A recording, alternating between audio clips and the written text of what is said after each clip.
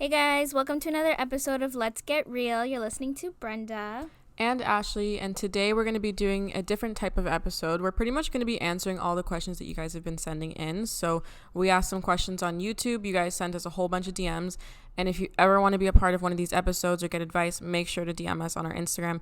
Let's Get Real, the podcast. So before we even get into the questions, I guess we could do a little recap again on like what's been going on.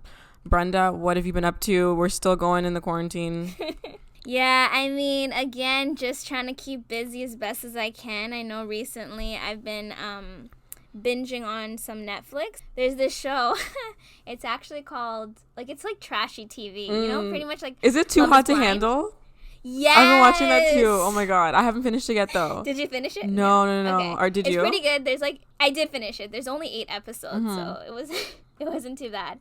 But I don't like it as much as I liked Love is Blind, but it is a good trashy TV show if you're looking for something to watch. If you like that show, you'll love, this sounds so bad because it's such trash TV, but you'll love Love Island. Have you watched it?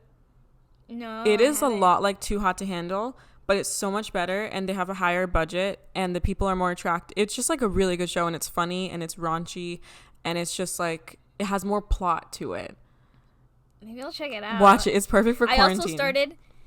I also started watching The Last Dance, the one with Michael Jordan. I never seen I that. think that's what it's called, right? Oh, is that like it's the a documentary. biopic or whatever? Biopic? It's like a documentary of Michael Jordan. It's like literally I think there's only 2 episodes right now, but it's super long. It's like 50 minutes each episode. Oh my god. It's pretty long. That's a movie. But yeah, I've been just binging on Netflix a lot. Haven't really done too much around. This week I kind of just chilled, laid back. Mm-hmm. The weather's been shit too. It's been snowing and raining. It's been shit. It was hailing the other day. Yeah. How about you? What have you been up to? I've been watching trash TV as well. My friend's been over all week, so we've literally just been in quarantine together. And that's been fun. We've cooked. We've gone to Chick-fil-A. Yeah, we've just kind of been working on our own stuff, hanging out, watching movies. I saw the Cheetah Girls yesterday. That was fun. Yeah, I guess just passing the time really, because this week wasn't a heavy work week for me. I haven't been learning anything new, nothing crazy. Just I feel like the weeks are dragging on and melting into each other. And I think I'm starting to go crazy. I'm starting to really miss things like thrifting. I want to go thrifting so bad. I want to go to dinner. That's what I'm saying. I'm wondering how long that kind of stuff will I don't be even okay know. to do. Thrifting. I think is going to take a while, which is so sad because it's used clothing that people are bringing. I don't think it's safe for the employees. Yeah, for sure. But then dinners, I think will come back eventually. But they're just gonna have people sit further apart. It's just so sad. I just want to leave the house. Oh my god. But my thing, what I'm looking forward to is traveling again, because I know, even if it is okay, I don't know when I will feel okay to do it. Exactly. My thing is I don't even I don't mind traveling, but my biggest fear is getting super sick while I'm not in my own country, because if Toronto has the best healthcare, so it's scary. if I go to Dominican or Mexico or something, what if I die there? Oh my god, that is terrifying. And then you can't even go on a flight because you're sick. They're not gonna let you on. Right. That is terrifying. I want to try. I was supposed to we didn't book it, but we were talking about a trip to LA in June, which would have been great. I wanted to go to New York in the summertime. I wanted to go to Montreal. I wanted to go to all these places, and it's just not happening now. I had a Mexico trip booked next month, and I had to friggin' cancel it. That is so sad. My friend had to cancel her Miami birthday week and her trip to the Philippines. And my sister, she has a trip too in August. Oh, is it August? I thought it was July. No, it's August. Honestly, I don't see it happening, but I don't want to put that energy out there. But she has a whole ass trip, Europe. She's going Portugal, Poland. I don't even know. I don't know where she's going, but a lot of places. So it kind of sucks. I know. It's so sad. It really sucks, but we're healthy, so I guess that's good. I know. That's what I'm saying. Whenever I think of these things, yeah, it sucks and it's shitty, but I keep just telling myself it could be worse, so just be appreciative of the situation and what you have going for you, because a lot of people are going through worse right now. And think about this. This is what I thought about the other day. We live in Canada. So if we get the Rones, Miss Rona, if we get it, we can go to the doctor and like get taken care of and not have a $2,000 bill. Yeah. Imagine you go to the States, true. like if you live in America, it's not like you fucking asked for coronavirus, but if you get it, then you're stuck and you have to pay all this money to go to the doctor. And for medication, it's crazy. And the worst part is like they're not doing as bad as, no, they're still doing pretty bad. No, they're doing worse than us, way worse than us. No, for sure, for like worse than us, but I'm saying like before, like it kind of steeped down a little bit, but they're still doing pretty bad. Oh, like they're high in the numbers. I mean, it's not really flat, but maybe like a little centimeter lower than what it was. But oh my god, I've been hearing good news these last 2 days, though. I'm not gonna lie. Like recently this morning, actually, when I was eating my breakfast, I saw that we have more recovery numbers than we do of new cases. So that's good. That's promising. That's good. And then I also heard that in the beginning they estimated that 80,000 people would be no, I think it was would get this virus. No, they estimated 300,000 and not even 40,000 people have it. I think that's what it was. Oh, I thought it was 80 and now they changed it to 20,000. See, these numbers though, that's the thing. Like everybody sees something different, so I don't know. All I know is that like we're okay. As long as the numbers are dropping and they're shrinking, like regardless if the number was 140, 40, 80 and now it's like 10, 20, then that's promising. So yeah. Oh man. Okay, on to the episode. No more corona talk. All right. So today, as Ashley said, basically we asked on our YouTube page for you guys to send us questions, advice, anything you guys want us to talk about. So we did get some response. We got people asking us for a lot of advice. So I guess I'll read them and then we'll, answer each other's or whatever. Mm-hmm. All right, so we'll start off with the first question here. So the person says, I'm in a really difficult long-distance relationship with my boyfriend, and he doesn't have a phone, and I never really have the courage to call his mom and ask to talk to him. I don't know what to do. I hate Corona. So I'm confused. I guess basically she's in a relationship with this guy and this guy doesn't have a phone and she feels weird calling the mom saying, hey, can I talk to my man? Oh, I didn't hear that he doesn't have a phone part. Okay, I guess I'm not that confused. Yeah. He doesn't have a phone sucks. And I never really have the courage to call his mom. That's what she said. That really sucks. Do you have any advice for this? I mean, first of all, why doesn't your man have a phone? Why are you getting a man with no phone? Like, what is that about? Unless she's really young. Yeah, I don't know how old this girl is, but I just feel like if you're in, like, your teens, late teens, 20s, I feel like your man should have a phone. And, I mean, it's not the end of the world if he doesn't, because you're saying, like, you feel bad calling his mom. There's FaceTime. There's Google Duo. There's, like, Skype. Yeah, but you need a phone for that. You just need Wi-Fi. Yeah, but you still need a phone or like an iPod Touch. Well, doesn't he have like a tablet? Yeah, this is strange. I don't know. Like, if I were you personally, I would like get the balls to call the mom at least once and then tell your man, listen, I don't want to call you, so you call me at least 3 times a week. You know what I mean? Like, have that one conversation with him. Does MSN still work? MSN's been dead, Brenda. No one uses MSN anymore. It's gone. Well, I mean, if it's dead. It's gone. They literally honestly ended it. You can use Skype though. Like, you don't need a phone for Skype. Yeah, but it's literally maybe he doesn't have a computer. This is a weird question. I'm not gonna lie. I'm so sorry. I'm not gonna say your username. I'm so sorry, girl. Yeah, no. I think that she should really just like call the mom at least once, and then tell the boyfriend like, hey, I don't feel comfortable calling your mom, so you're going to have to be the one that always calls me because I don't want to call your mom. So why don't we just schedule times to talk? So why don't you call me Thursday at 8, Saturday at 2, so you know you're going to get that call from him. Just make sure you're available and that you answer your phone. But like, just you need to call the mom at least once to get a hold of him if he's not calling you. But also, like, why is he not calling you? This is weird. This is a strange question. Let's go to the next one. I'm sorry. Okay, so this person asked, is it possible to stay friends with an ex? this is what I think. I've read this somewhere, and I can see why people believe in this. It said if you're friends with your ex, you are either still in love with them or never were. Damn, Yeah. That is deep.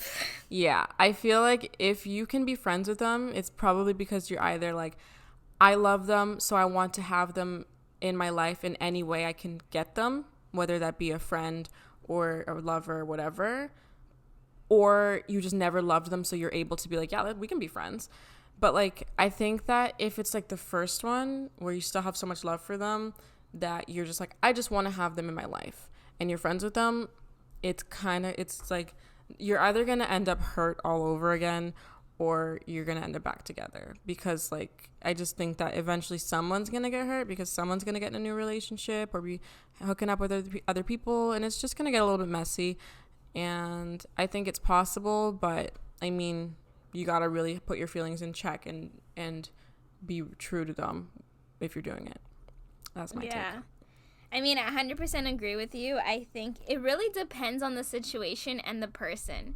Because if the situation between you and that ex, like, things ended poorly, then I don't think there's any type of relationship, friendship, anything you can develop, because there's no self-respect, right? Yeah. So if things ended poorly, I think you're just hurting yourself by letting that person into your life again, even if it is just to be friends.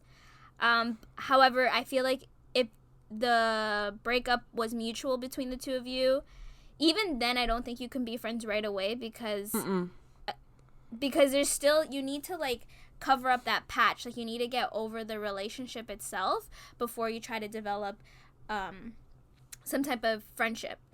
But again, it really depends on the person, and it really depends on how things ended between the two. But no matter what, regardless if you're trying to be friends, I don't think it's something that can happen from one day to the next. No. I think it's something that you have to like kind of get over, like give it a year or two. That's a long time. Nah, I think that's because if you think about it, like, even if you're not with someone and you're trying to be friends with that person, then you're always gonna try to think about how things used to be. I'm not gonna even lie, like, it's gonna happen. You're gonna be like, oh, I remember when we used to do this, I remember when we used to do that. That's true. If you're in a relationship and he's in a relationship and you guys are genuinely just trying to be friends, then maybe. But again, like, if I wasn't in a relationship, well, I am in a relationship, but if my boyfriend told me, hey, I'm trying to be friends with my ex, I'd be like, what the fuck? Yeah, like, I would think that's weird. I would too. I would not like that. I just think in general it's really hard. I think you guys can be like cool with each other, like, you know, send each other happy birthday messages and stuff like that. But I think in like hanging out and like being friends, I don't think that can ever happen, to be quite honest with you.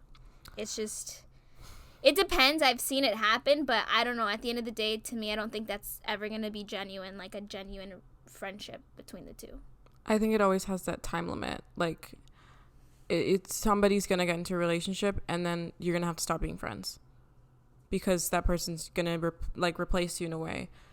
So I just feel like there's no real point in being like good friends after a breakup. And it just sucks. It sucks. Because, like, that person could be your best friend at one point in your life, and then they're just not. It's true. It's very shitty. true. A lot of people even say, like, it sucks because when you lose your boyfriend, you lose your best friend, right? 100% you do. You lose two people in one, which sucks. But yep.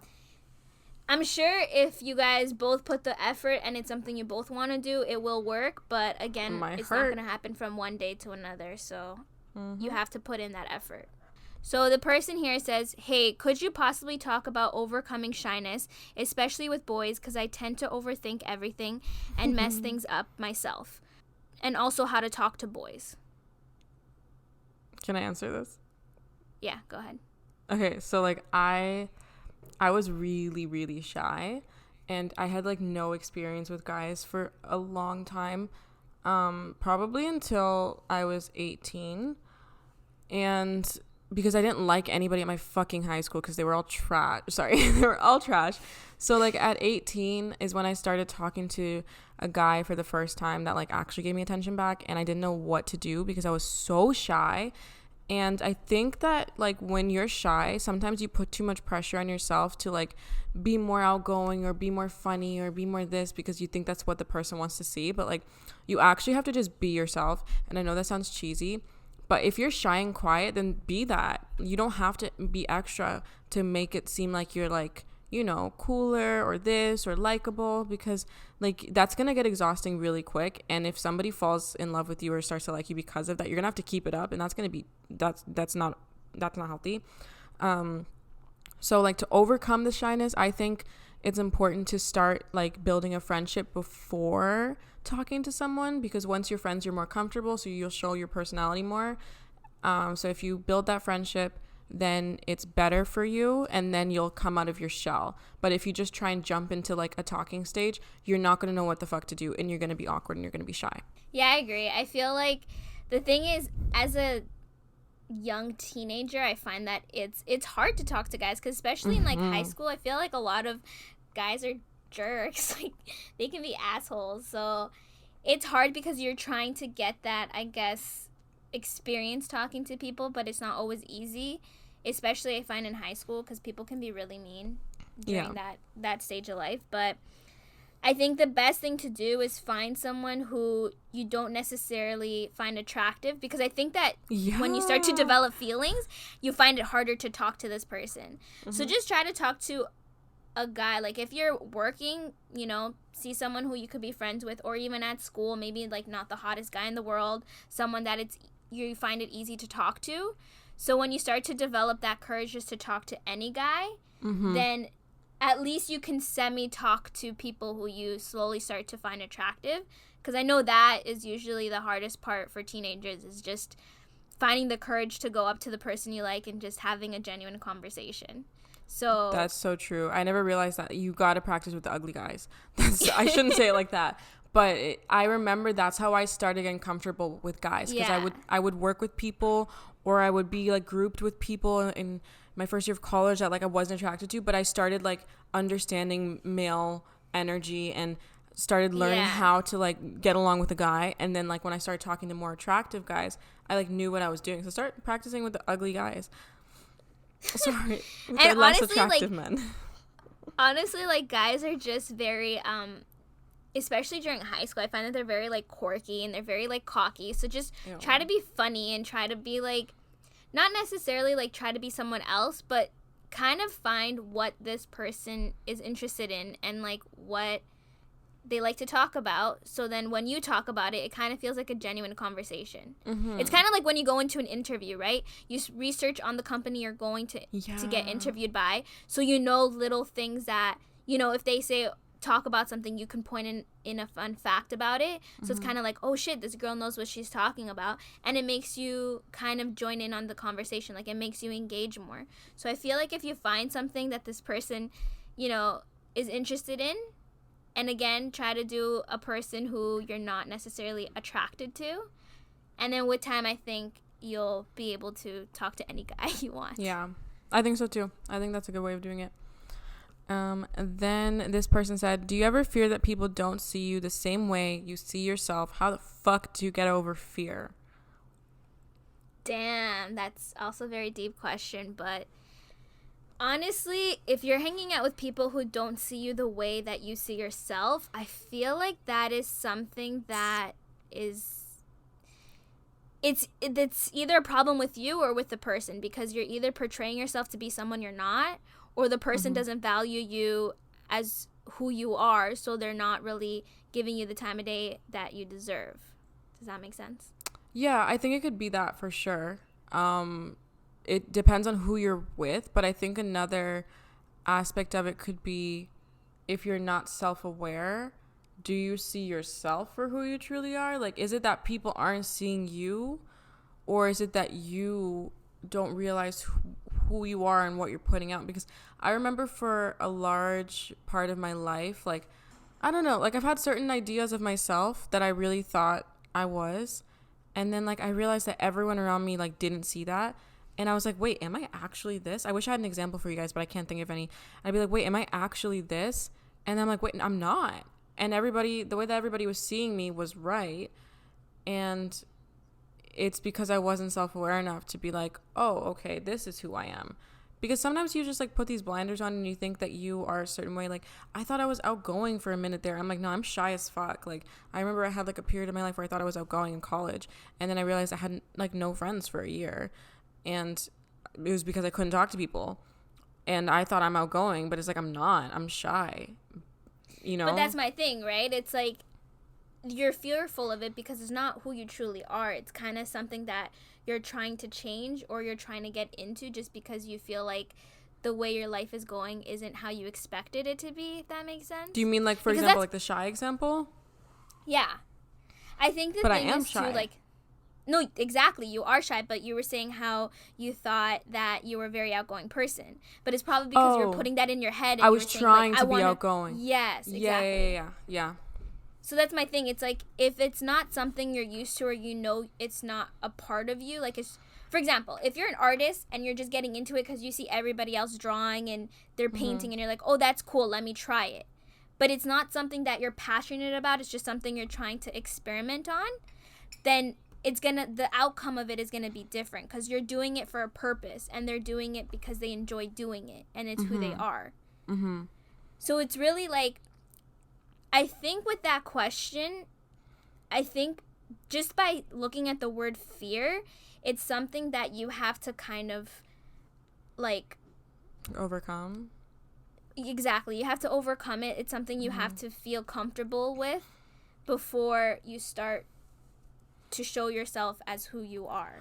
But also, who gives a fuck if people don't see you the way you see yourself? Like, if you are self-aware and you see yourself a certain way and you know that you are this way, then like, I understand there's a fear associated with like, oh, people might not see me the way they see myself, but like, who gives a fuck? Because if you know who you are, why does it matter what other people perceive you as? Like, that's not your concern, because the right people will see you for who you truly are. And you know, I think that you have to kind of work on not caring what people think about you.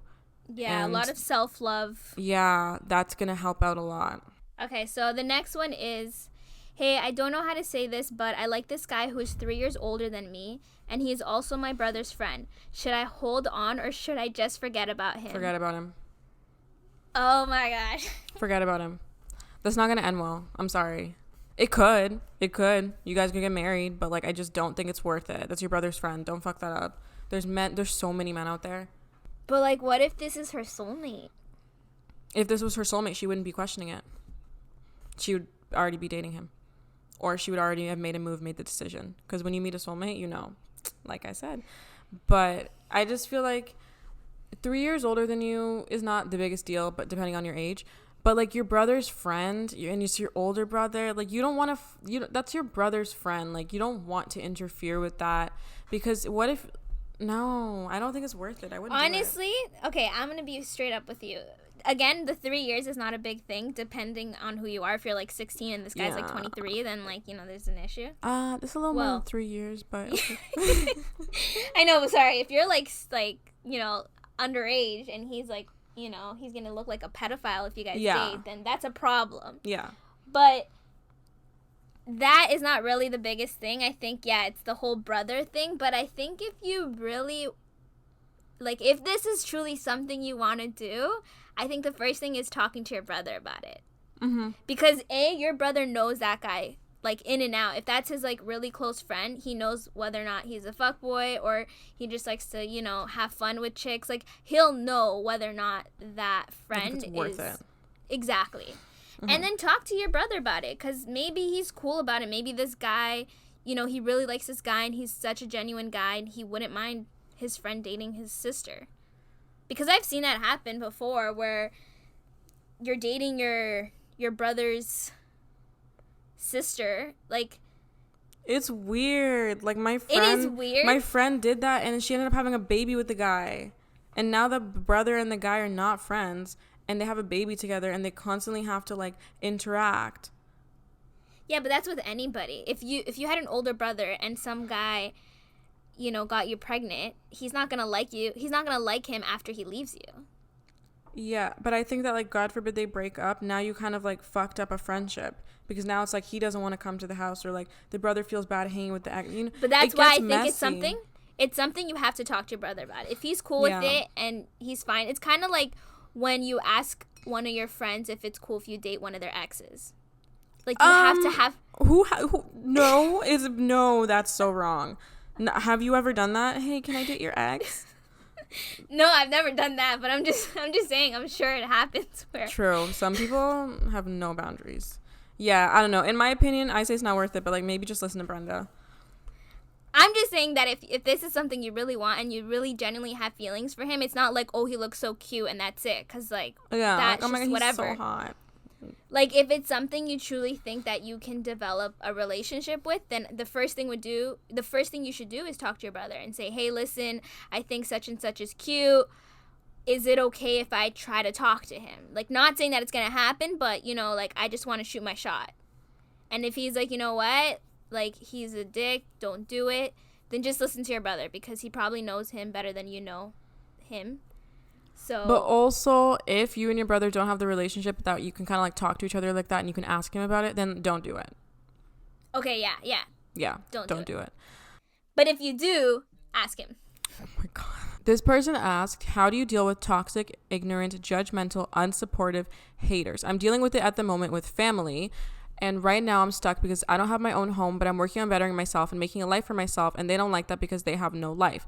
This is my biggest issue right now. Okay, so that's tough because, again, it's what I tell people. Like, it's harder when there's, like, toxicness in the family because if it's a friend, you can kind of just let it go and move on. But when it's your family, it's a little bit harder because even though you want to, like, leave, at the end of the day they're part of your family, and especially because by the sound of it, it seems like your internal family, like the people you live with. So that's pretty tough. I feel like everyone has their own family issues, so this is a good question. And even like dealing with bettering yourself when you have like kind of toxic family is really hard because you want to better yourself and you want to do the work, but it's like, how, when you have all this external environment that's so negative, that it's like, where do I start? Because every time you kind of start, you feel like you're getting pulled back, I feel. Yeah, it's definitely hard, but I feel like when it comes to your family, like, at the end of the day, they're gonna say things. It's like people who find a career in something that their parents don't necessarily, like, support. They're gonna be, you know, questioning certain things. They're probably gonna doubt you on certain things. But I feel like if it's something you're passionate about and something, you know, like certain dreams and things you want to achieve, it's gonna be tough for you again, but I feel like just try to ignore it as best as you can, and, you know, maybe that is also gonna be a motivation for you to work even harder because you're trying to prove something to them. True. So my best advice for you is just try to ignore it as best as you can. Obviously not cut your family out because who knows, maybe they're just going through a tough time on accepting certain things about you. So just kind of let it go. Let them know that, you know, you would appreciate their support if they can be more supportive about your decisions. Have that conversation with them. And if it's a consistent thing where they're still putting you down, then just try to let it go and keep doing you. And then just try to work hard so you can get out of that situation. That's the best. It's the best thing I can say. I think that's important. Trying to get like out of the situation. No, if you know it's not the environment for you, work hard to get out. But also, like, I understand sometimes that's not the easiest thing. So I think what's important too is like understanding yourself and your worth and what you do and being proud of it, so that no matter what people say, you know who you are, you know what you're doing, you know you're on the right path, and like people won't really, you know, shut you down. Because I know like my path is not what my parents wanted. Like, you know, they don't want their daughter to freaking drop out of school and move out and pursue their YouTube channel full time. Like that's not ideal as a parent, especially coming from a traditional family. So like I know that I just didn't have the most support. I'm gonna say that. So that was hard, but because I knew what I was doing, my worth, my goals, my vision, like no matter what people say in my family, not saying that they were toxic or like mean, but like no matter what people say, I was like, that's okay because I know what I'm doing and I know that I'm on the right path. So just make sure you're doing what you can to be on the right path so that people that have negative shit to say won't be able to like knock you down because you're like, cool, that's what you think, but like I know where I'm going. And I think that's important. Yeah, I agree. I think honestly just finding the courage to just be happy with what you do, and if it's something you're passionate about and you love doing, then it's going to make you want to work hard for it. And then just keep telling yourself that this is only temporarily you living with your family, right? When times are better and you finally, you know, get where you want to get, just know that you'll have a happier outcome, right? It's kind of like, I know I always related to school, but not everyone likes school, but you know, at the end of the road that there's a purpose for it, and the purpose is hopefully going to be a good outcome. All right, so the next question here is, I need help with motivation. I'm having a hard time staying focused and letting life get in the way. Need advice on how to overcome this obstacle. Take Adderall. Take Adderall. I'm kidding, I'm sorry. Nah, I think, honestly, I know some days are harder than others in order to find the motivation to keep working and to keep going. But that's why I always say it's important to love what you do and have some type of desire in what you do, whether it's like the littlest thing that, you know, helps you wake up every morning to do it, or if it's something that you find, you know, enjoyment out of. So I think it's just finding that core piece that helps you want to keep going. I agree. I think it's that, but what's rooted in that, like find out what you love, but also find out why you love it. So get to the root of like what your purpose is. So for example, let's say you're a songwriter and you love making music, and that's like what you do, that's your passion, like you love writing songs, you want to put music out, right? But like, why do you love writing songs? Like, is it because you like reaching out to people? Is it because you like helping people through tough times? Because once you find out like what the root of it is, I think it'll give you more motivation to get up in the morning. Like for me, I like making YouTube content because it helps people understand themselves, it helps people better themselves, and I help people. Like episodes like this on the podcast, I love these, Brenda loves these, because we're helping people, right? So that's what kind of wakes us up in the morning to get the content out there, because we know that we could be like changing someone's life or changing someone's perspective on something. So whatever it is that you're trying to focus on and work towards, I understand that you probably know that you love it, but like, why do you love it? What is it that drives you? What is it that's like making you want to do it? Figure that out, and then remind yourself of that every time you're like in bed and lazy. Like, you think it's easy for me to fucking work from home and wake up early and make my coffee and put full face of makeup on to not leave the house? No. I mean, that sounds so silly because like people are like doing way more, but like it's not fun sometimes, right? But like I'm like, okay, I know why I'm doing it, so I just suck it up and do it sometimes when I'm not in the mood. So like, yeah, figure out your purpose, I think. Yeah, that's the biggest thing. Figure out your purpose, find something you love, and let that be your motivation.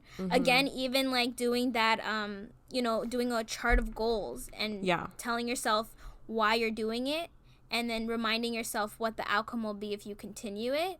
So that could also help, you know, motivate you to keep going. Because a lot of people, it's like when people are trying to lose weight, right? If they see a progression, then they're going to want to keep going. If they see no results, then they're just like, what the fuck am I doing? Why am I doing this for? So maybe that will help too, right? Write it out and write what it is you're doing and what the purpose of it is for. And then keep looking at it and keep reminding yourself. And every time you feel like you want to give up, just remind yourself why you're really doing it. Exactly. I need advice about who is your friend and who is not, and how to get over depression. It would really mean a lot if you've seen this. That one's deep. That one is really deep. When it comes to depression, man, that's tough, because I know a lot of people go through like mental health issues, depression, anxiety, all these other things that are out there. But the biggest thing is just trying to keep positive, especially when you're depressed, because when you're depressed, it's your mind basically giving yourself all those negative thoughts. Anything that's going to make you get into that black hole, your mind will push you towards that. It's kind of like in the situation we're in now, right? I'm sure a lot of people are getting depressed because they're like, oh, I'm not making money, I'm not going to work, I'm not doing anything with my life. But that's my thing. You can look at it that way, or you can look at it in another way where, yeah, I'm not working, so I should be grateful, because if I was, these people on the front line, for example, they're putting their lives at risk. I don't have to take that risk. So I should be thankful. I should be, thanking God that luckily I get to stay home and I'm safe and I can just self-isolate. Again, with other things, I'm not making money, but you have to understand, like, okay, you're not making money, but there's people out there who are not making money and they're losing money. So find the things that are going well for you and be grateful for it. Be grateful for it. Tell yourself that things will get better and push yourself. Because again, a lot of people can see this as like, oh, I'm wasting like 3 months of my life right now doing nothing. So do something, renovate your basement, organize your closet, do things that you didn't have time to do and use that time productively. So I think it's just really what I'm trying to say is just basically look at the good things in life and tell yourself, like, yeah, there's some shitty things happening right now, but there's still things that I have going for myself. There's still things that I need to be grateful for. There's still things that, I have to thank God for. My family's safe. I have a roof on top of my head. And it's just trying to get your mind out of that, like, dark hole and just looking forward to things that, just look at the brighter side of things pretty much. Yeah, it's hard. The thing is, like, even with all that advice, when you're going through something like that, it's so much easier said than done. That's the problem with, like, giving advice on depression, that, like, as much as everything that you just said is, like, yeah, I, like, 100% would say the same thing, but it's also, like, shit. Because when you're going through it, it's, like, it's so hard. It's so hard to, like, shower and to eat and to get up, let alone work on things that make you happy and be positive, because it's like you're so stuck in this place, which is so sad. But you also, like, to do all the things that Brenda just said, like, you also have to really understand that, like, no one's gonna do it for you, and no one's gonna force you to get out of bed, no one's gonna push you into the shower, no one's going to push you to go do things you love. So you have to really make the decision to do it for yourself and understand that, like, if you don't do it, no one's going to, and you just gotta do it. As for advice on who your friends may or may not be, we have a whole episode about toxic friends. So I would go into it now, but I think that if that's an issue for you, you would really benefit from listening to our episode on toxic friends, because we really break down, like, how to spot one and what to do about them and how to break up with them. So I think you should check that episode out. I think also a good episode for you to check out is the one about self-love, because again, like, depression also comes within stuff that we're not happy with ourselves or things that make us feel a certain way. So I feel like if you find things that you can be grateful for, things that you can achieve for yourself, then it could help you overcome certain feelings that you're feeling. Yeah, it could, like, push you to want to make even more better decisions. So if you start with self-love, if you love yourself so much, you're going to sit around and be like, why am I allowing myself to be stuck in this place? And then you'll probably start working on yourself even more. Yeah, for sure there's definitely stages in it, and there's definitely steps to improve it. So if it's still not helping, again, try to seek professional help, therapists or something that can motivate you, put a schedule on your stuff that you need to, like, keep moving towards. Okay, so this question is, hey there, my question for you is, how can I stop caring so much about what others think of me? Feeling inferior, thanks. This is something that helped me. Like, when I definitely still care what people think sometimes. Like, I have trouble, like, vlogging in public because I'm like, oh my God, like, I look crazy. Like, I definitely still have thoughts. But what I do when I find myself in a place of, like, oh, I'm really thinking about what other people are thinking, then I, like, think to myself, like, okay, the worst possible situation that could happen of someone having a thought about me. So I'll give you an example. Let's say I'm like, I don't know, let's say I took the bus still, and I was at the bus stop and I was humming my favorite song, and then I, like, realized, oh my God, I'm humming out loud. Like, people probably think I'm so weird, right? I know that sounds dumb, but when you have anxiety, like, these things, actually, you think about them. So let's say I have that thought, then I put myself into another place of, like, okay, so, like, yeah, someone notices I'm humming. What's the worst possible thing that they could think about me? And then I'm like, okay, the worst possible thing they could think is that I'm weird.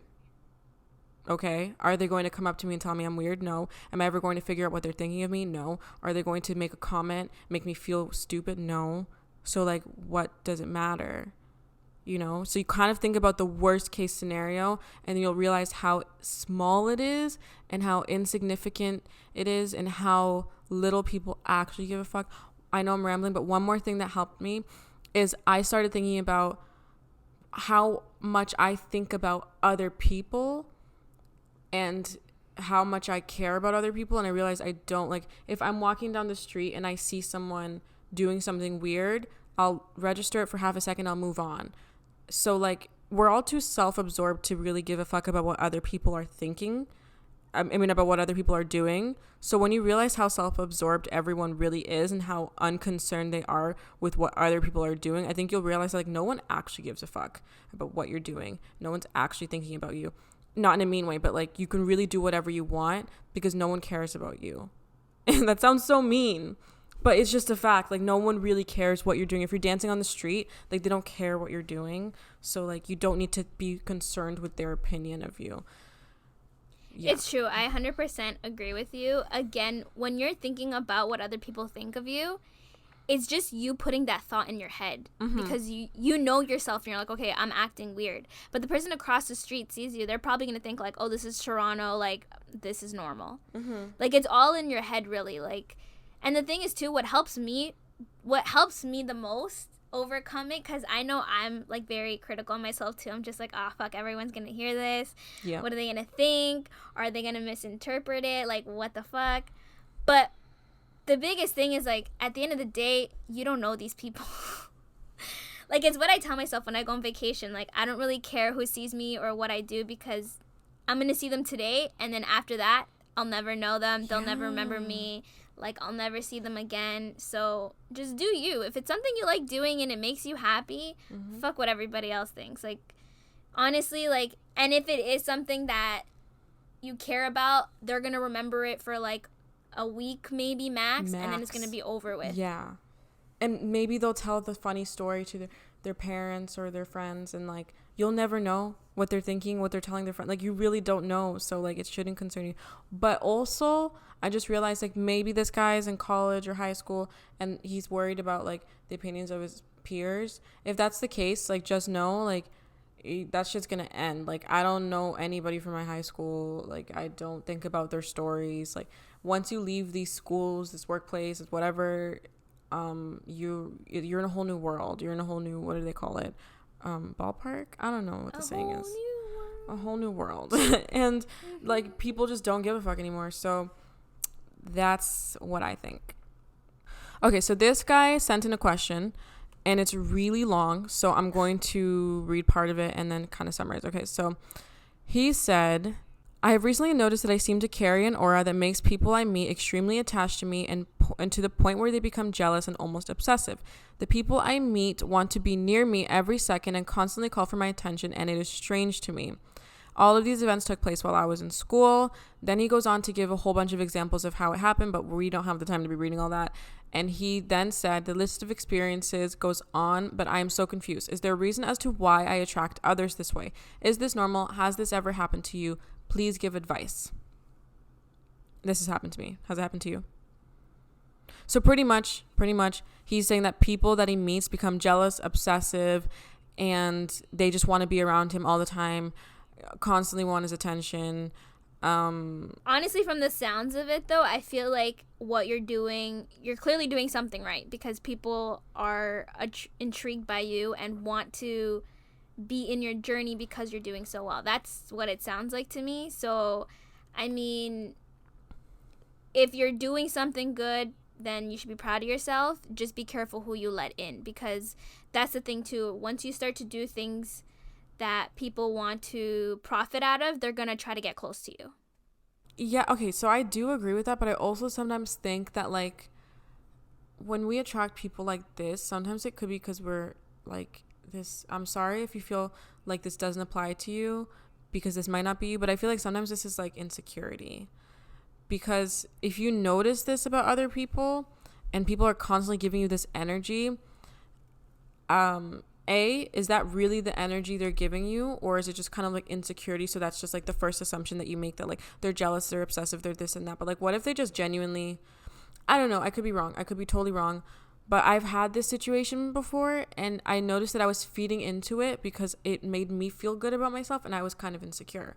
Because this happened to me, like, in high school. Like, I'd have, like, random people that just, like, wanted to cling to me so bad, and, like, literally became, not obsessed, but, like, just too attached to me. And I really fed into it because I liked that attention because I wasn't getting it and I was kind of insecure. That was me. But I'm not saying that's you. I'm just saying, like, what could it be? Like, why are you attracting these people? You know? Or it could be what you were saying, where it's like you're doing something right and people are leechers and they just want to gravitate towards you because they're like, I want to be around the winning circle. I want to be around people that are doing well. It's like one or the other. Yeah, it could go both ways. Honestly, it really depends too, though. Like, if these are like true friends, they will talk to you and tell you what the situation is. Maybe you should just have that conversation with your friends. Like, you know, is it just me, or does it seem like every person that, you know, I try to become friends with has this, you know, way of portraying themselves? Like, they're obsessive, they become jealous. Like, what is it? Like, is it something I'm doing, or is it something that people are trying to feed off of? Like, what is it? Yeah, this is a strange one because, like, I don't feel like, I mean, I guess he gave us a lot of information, but I feel like I don't know enough about this person to be, like, able to give proper advice. But, I mean, just if you don't like this type of energy, then don't feed into it and be selective of who you allow around you. And I think that eventually you'll start, like, you know, like, you'll stop attracting them as much. Yeah, I agree. So this question here is, how can I get better with procrastinating on things until the last minute? Honestly, I'm a big procrastinator, so I don't even know how to answer that. Honestly, you just have to be focused on what you're doing. Find time and set things aside. If you're very big on getting distracted easily like me, I know when I have to get shit done, I have to, like, literally close myself off and just focus on what I have to do and tell myself, I'm not going to leave this room until this is done, or I put 30 minutes of work into this. And then after that, you can pretty much just do whatever else you needed to do during the day. But just focus and set that time and tell yourself, I'm going to focus for 30 minutes, an hour, whatever, and I'm going to get this shit done. Yeah, and if you do that, I think it's important that you're realistic with yourself. Like, first of all, I think setting schedules will help. Create a schedule, but also be realistic. Don't make a to-do list of 19 things to do in one day when you know damn well you're not going to do it, because then you're going to see the list, you're going to get overwhelmed, you're going to do nothing, and you're going to save it for the next day, and then you're going to be, like, so stressed about it. You need to be realistic with yourself. Okay, you have 19 things to do. Let's start with 2 things today. If I have time for more, you'll do more, you know, because maybe when you do the 2, you'll be so motivated that you're like, okay, I can fit a 3rd and a 4th. So set a schedule, make a to-do list, but you need to be realistic with yourself. Don't try and overwhelm yourself, because then you're going to be discouraged and you're not going to get shit done. The same person asked, what is a good strategy in staying in communication with people regularly instead of unintentionally going weeks without talking to them, even though they reach out? Ew, I do that. I'm the worst at that. Honestly, the best strategy is figuring out what works for you and works for the other person, because everybody is on different schedules, things change, and as you get older, honestly, you find that you have less time, so it's really just finding a way in order to communicate. Like, if we talk about me and Ashley, like, you're always busy. This girl's always fucking busy. Like, if I need to call her or text her, like, I gotta be like, okay, like, I just gotta call her in that moment. If I need an answer right away, I'm not texting this girl. I'm literally calling her and like, hey, I have a question, answer me. But it depends, because again, like I said, everyone has a different lifestyle. Everyone has different things going on. Their schedules work differently. So it's really just finding what works for you and what works for the other person. But you just have to understand that everybody is not going to be 100% there all the time. Like, again, people have to work, people have things to do. So there's going to be a time where, yeah, you're going to talk to this person once a week, because that's just what it is. Also, I just thought of something while you said that. Figure out people's preferred method of communication. Maybe you're not talking to your friends because you hate that they FaceTime you every time and all you want to do is text. All you want to do is text. All you want to do is call. You know what I mean? So figure out everyone's preferred method and let them know yours. If you hate phone calls, then let them know, hey, just text me, send me voice notes. And then maybe you'll be better communicating, because you know that this is what works for you and it's easier for you to communicate when they're using your method. So try that, but also, like, let your friends know how you feel about certain things, because, like, they need to not take it personally if you are someone that doesn't need to talk to them 24/7. Because some people just don't need constant communication. That's how I am. I don't. Like, if I don't talk to you for a week, I probably don't miss you. And some people, if they don't talk to you for a day, they'll miss you. So yeah, let them know. Be honest with them. Yeah.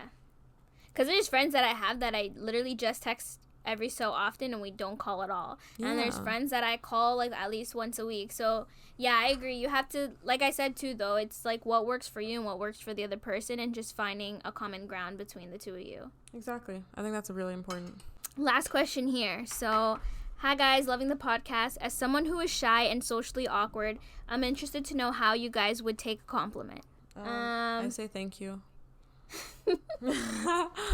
So genuine. Thank you. Yeah, I feel like if you're socially awkward and shy, like already it's gonna be hard for you to take compliments. But I think just knowing, when to be like not so dry and cold, like just say thanks. Like if you're interested, then obviously have that conversation going. But if you're not and you're socially awkward, I would just say thanks and just move on. Someone says, hey, like, I love your hair, just, oh, I thank you. Love yours too. Or yeah, I usually compliment back if I feel a little bit awkward. Like if it's just like a stranger, then I'll compliment back to be like, oh, thank you so much. Like I love your lipstick, and just kind of like distract them for a second. And then just work on like kind of, just closing the conversation. Like, all right, well, have yourself a wonderful day.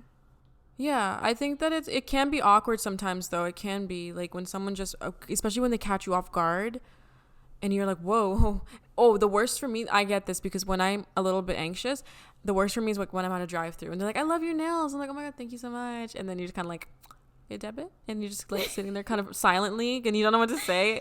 So I get that. I totally get that. But like, I just like to distract them and I'll be like, oh, thanks. Like I got them done like last week. Oh my God. Like I tried this new color, like just like. Yeah. That's what I'm saying. Like a small talk that you're just being nice and respectful. Yeah. I know I do that too. Like if someone says, oh, your hair's so like I had that recently. Well, not recently because I'm not working. But when I was working, I remember someone complimented me on my hair color. Like, oh, that's such a nice hair color. I'm like, oh, thanks. Yeah, I recently got it done.